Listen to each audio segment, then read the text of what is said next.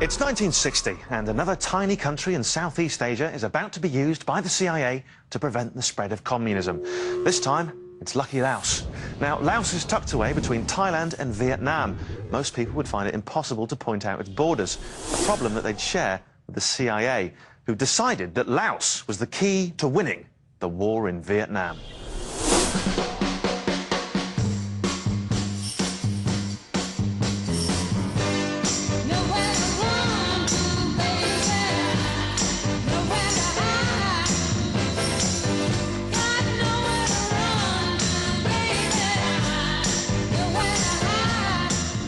Laos had enormous strategic importance in the fight for Vietnam.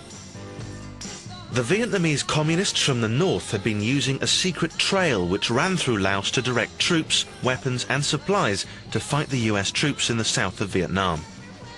The Americans couldn't invade Laos, so the CIA was called in and ordered to take care of the problem. In the hill villages of North Laos, the CIA spooks made contact with the ancient Hmong tribe. 30,000 of these fierce tribesmen were paid, trained and signed up to fight for the CIA in this secret war in Laos.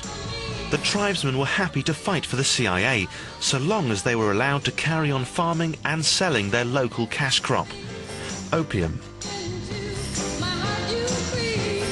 Opium and heroin had always been grown and produced in Laos, but the CIA made it much easier for the tribesmen.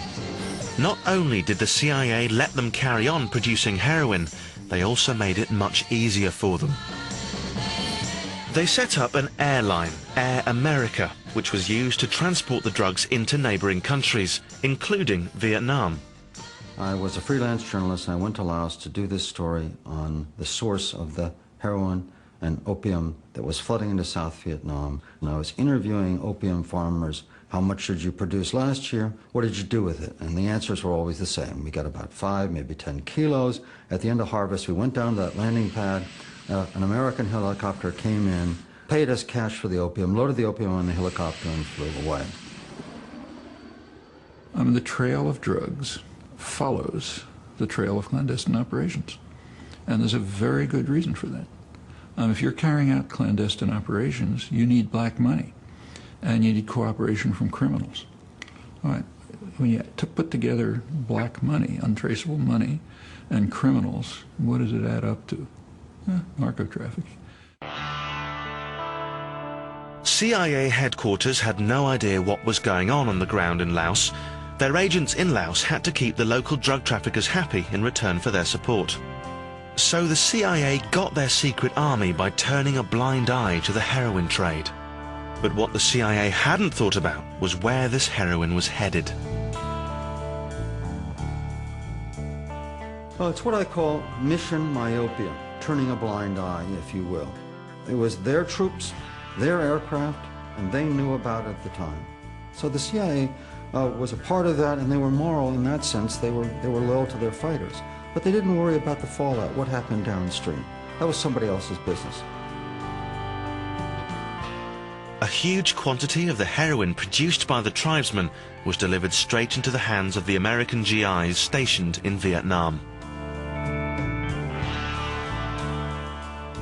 In 1969, we adopted a defensive posture.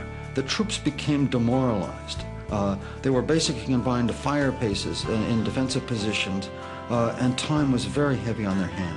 And the way to make 365 days just go blip and disappear was heroin. And the stuff was cheap. It was sold in every bar, every fire base, little tiny screw cap plastic vials, about $2 a piece. And it was 96% pure heroin. You didn't inject this stuff. You scooped it out and you snorted it.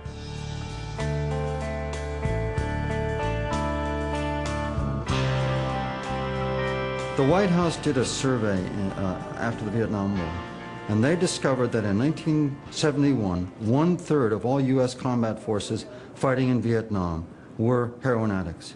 If you do the calculus, okay, there were about 70,000 heroin addicts in the United States in 1969. By 1971, there were 80,000 heroin addicts in the U.S. Army fighting in South Vietnam. That means there were probably more American heroin addicts inside the U.S. Army in South Vietnam than there were in the United States.